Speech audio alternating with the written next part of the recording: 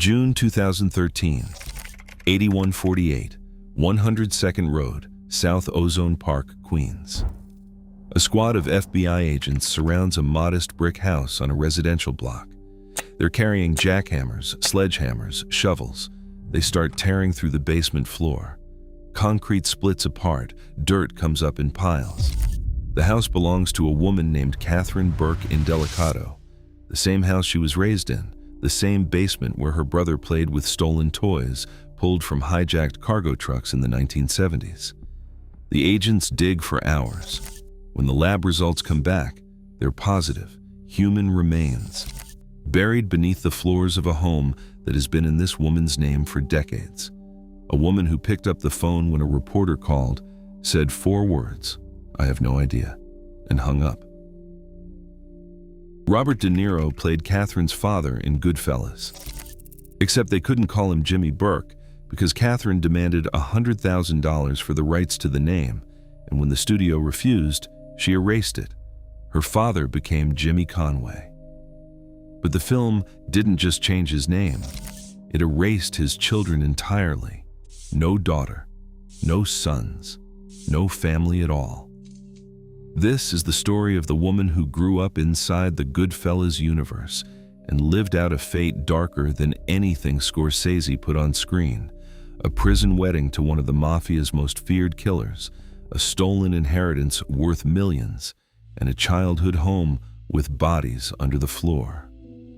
She is the character Hollywood never wrote, and her story isn't over. Catherine Burke was born in the early 1960s in South Ozone Park, Queens, a neighborhood that might as well have been a Lucchese family company town. Her father was James Burke, the Irish-American hijacking king who ran his operation out of a bar called Robert's Lounge under Lucchese capo Paul Vario. Her mother was Mickey Burke, whose introduction to mob life came on her 1962 wedding day, when police discovered her ex-boyfriend's body dismembered into more than a dozen pieces inside his car. Jimmy Burke is widely believed to have committed that murder. That was the wedding gift. You have to understand the household Catherine grew up in. Her brothers were named Frank James Burke and Jesse James Burke, after the Outlaw brothers. Her father wasn't subtle about what he was building. Frank was groomed for the family business from childhood. Jesse, who had a stutter, was largely ignored, left to play in the basement of their home, which was filled with stolen toys from hijacked cargo shipments. Karen Hill, Henry Hill's wife, later recalled that the Burke children always seemed to have a dirty and disheveled appearance about them.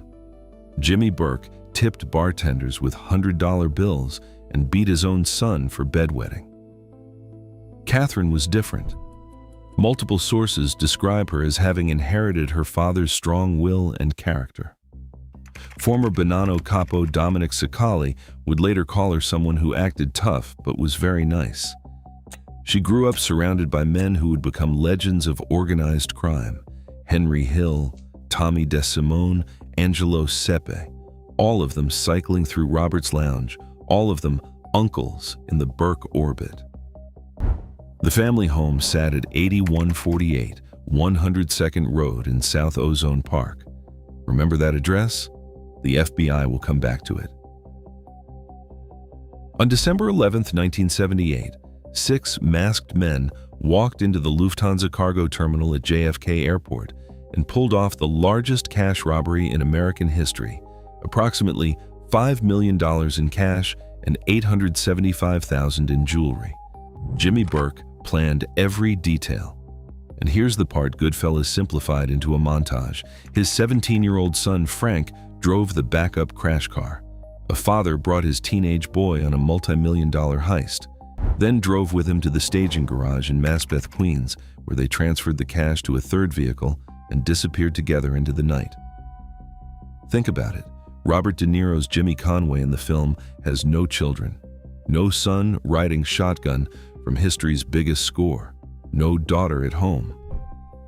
Scorsese stripped away the family entirely, and in doing so, stripped away the most revealing dimension of who Jimmy Burke actually was. Because Burke didn't blow all the Lufthansa money. The film shows Conway raging at his crew for their conspicuous spending, the mink coats, the Cadillacs, the pink Fleetwood that got the Caforas killed. But what Burke actually did was far more calculated. He murdered nearly everyone connected to the heist, at least 9 people within 6 months. Parnell Edwards, shot for failing to dump the getaway van. Martin Krugman, vanished for demanding his share too loudly. Louis and Joanna Cafora, gone. Joe Manry and Robert McMahon, found executed in a parked Buick. Burke eliminated his partners, kept the bulk of the cash, and HID between $2 and $4 million in a safety deposit box opened under a friend's name. Then he gave the keys to his 2 daughters, Catherine and Robin. That money sat untouched for 20 years. Jimmy Burke went to prison in 1982 for the Boston College point shaving scandal and never came out. He was sentenced to life for murder in 1985. He died of cancer behind bars in 1996 at age 64. But the Lufthansa cash survived him, locked in a box, entrusted to the daughter who'd inherited his iron will. And that's where the story turns into something no screenwriter would dare invent. To understand who Catherine Burke married, you have to understand the bloodiest internal war in Bonanno family history. In 1979, a 32-year-old soldier named Anthony Indelicato, known as Bruno, was one of 3 masked gunmen who burst into Joe and Mary's Italian-American restaurant in Brooklyn and executed Bonanno boss Carmine Galante. It was a commission-sanctioned hit. Bruno's father was Alphonse Sonny Red Indelicato, a flamboyant Bonanno captain famous for his red leather cowboy boots. After Galante's assassination, the Bonanno family fractured. Joseph Massino backed the imprisoned boss, Philip Restelli. Sonny Red and 2 other captains, Dominic Trinchera and Philip Giacconi, wanted to overthrow Restelli and take power for themselves.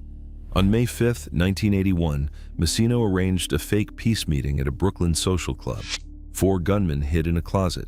One of them was Vado Rizzuto, the Montreal Bonanno boss, flown in from Canada specifically for the job. When Sonny Red, Trinchera, and Giaccone walked in unarmed, following the mafia protocol for a peace sit-down, a man named Gerlando Sciascia gave the signal by running his hand through his silver pompadour.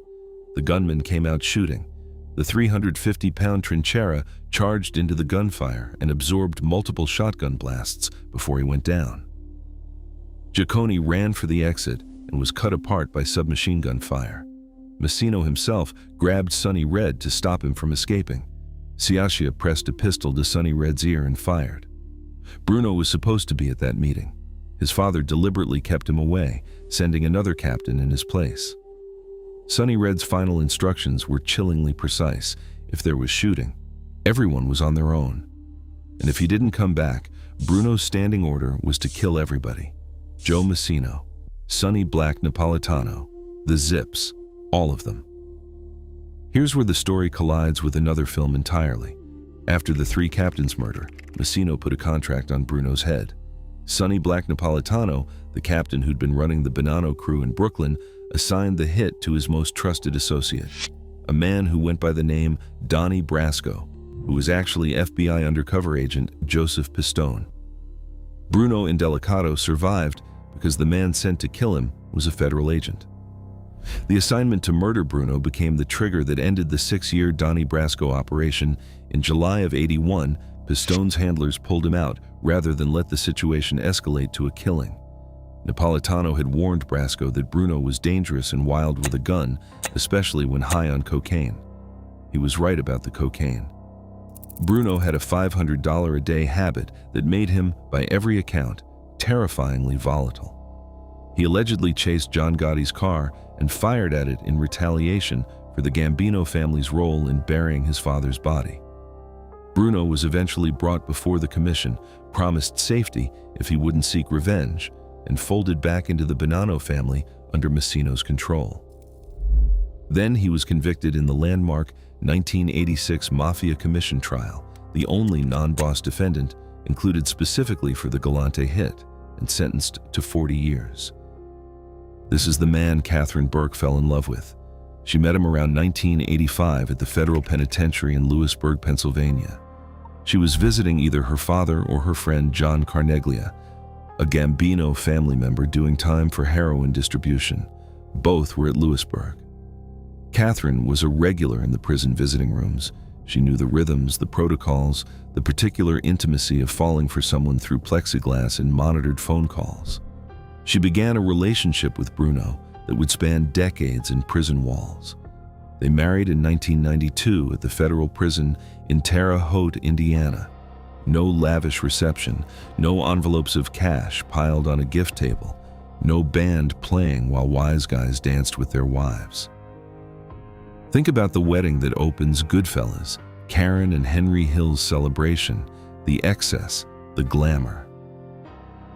Catherine Burke's wedding took place in a Bureau of Prisons visiting room. That's the distance between the movie and the reality. But the marriage did something the film could never have predicted.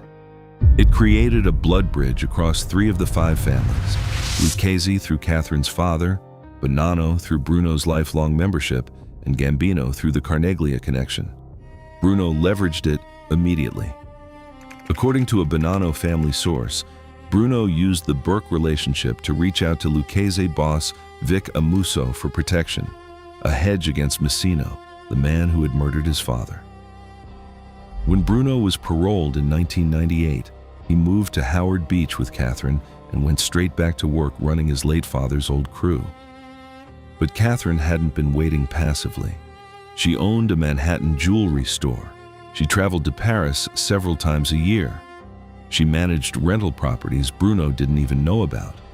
And she controlled the safety deposit box, the one containing $2 to $4 million in Lufthansa cash her father had hidden 20 years earlier.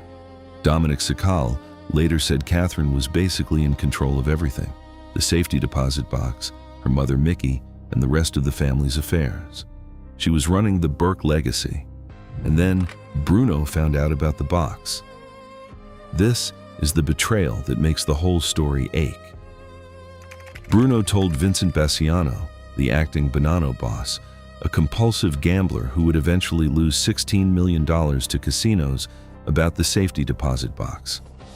Bassiano devised the plan. They wouldn't go through Catherine. She was too sharp, too much her father's daughter. Instead, they approached Robin, the younger sister, the more trusting one, and obtained her key. They kept Catherine completely in the dark. By 2001, Bruno and Bassiano had emptied the entire box. Every dollar. $2 to $4 million in Lufthansa cash, the money Jimmy Burke killed 9 people to keep, the money he hid for his daughters before he went away forever, was gone. Most of it went to Atlantic City. Bassiano took $40,000 that had been set aside for Robin's daughter's college tuition. Some of the stolen Lufthansa cash was invested in an animated movie about ferrets that was never produced. At a dinner at Rao's restaurant in December 2001, Bruno asked Bassiano nervously, "What if Kathy goes in the safety deposit box and sees that all the money is gone?" He was afraid of his wife. He had reason to be. The Lufthansa money had been stolen from an airport in 1978, hidden for 2 decades, entrusted to 2 daughters, and then stolen again by the daughter's own husband. Jimmy Burke killed people for touching that money. His son-in-law gambled it away at blackjack tables. And Catherine stayed. There is no public record of a divorce, not through Bruno's 2001 arrest for parole violations, not through his participation in the murder of Frank Santoro, a Bonanno associate shot while walking his dog, with Bruno behind the wheel, not through his 2008 guilty plea to murder and racketeering, which earned him 20 years, not through the June 2013 FBI excavation of Catherine's childhood home, when agents with jackhammers tore up the property at 8148 102nd Road and found human remains beneath the floors where she'd played as a child. Catherine never cooperated. Neither did Bruno. In a family where the boss himself flipped, Joseph Massino became the first sitting boss in the history of the five families to become a government witness. Catherine and Bruno said nothing. Bruno served roughly 27 combined years behind bars. He walked out of FCI Danbury on May 20th, 2022 at age 75. And here's the ending no screenwriter would believe. By 2024, the Bonanno family promoted Bruno Indelicato to consigliere, the third highest position in the organization. The son of the man they murdered in 1981 now sits as one of their most powerful leaders. The appointment was specifically intended to heal the factional wounds from his father's assassination 43 years after the fact. That's the pattern Goodfellas never showed you. The film understood that the mafia runs on murder. What it missed is what happens to the families who survive the murders, the daughters who grow up in houses with bodies under the floor and stolen toys in the basement, who fall in love through prison glass, who watch their inheritance get gambled away by the men they chose, and who never say a word. Jimmy Burke is remembered as Robert De Niro in a leather jacket, tipping bartenders and orchestrating massacres. His daughter is the one who actually lived inside that world, not for 2 hours and 26 minutes, but for her entire life. Catherine Burke is believed to be living somewhere in Queens today. The house on 102nd Road is still in her name. Bruno is free, serving as consigliere, reportedly advising the Bonanno boss from his home base in the same borough where Catherine grew up, watching hijacked trucks roll into Robert's lounge. The Lufthansa money is gone. The bodies have been found.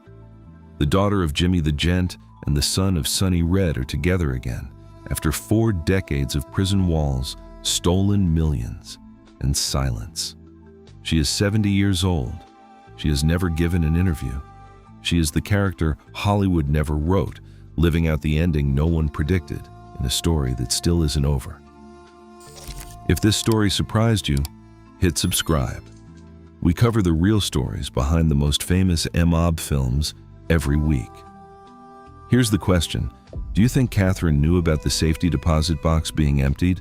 Or did Bruno and Bonanno actually pull it off behind her back? Drop your answer in the comments. Until next time.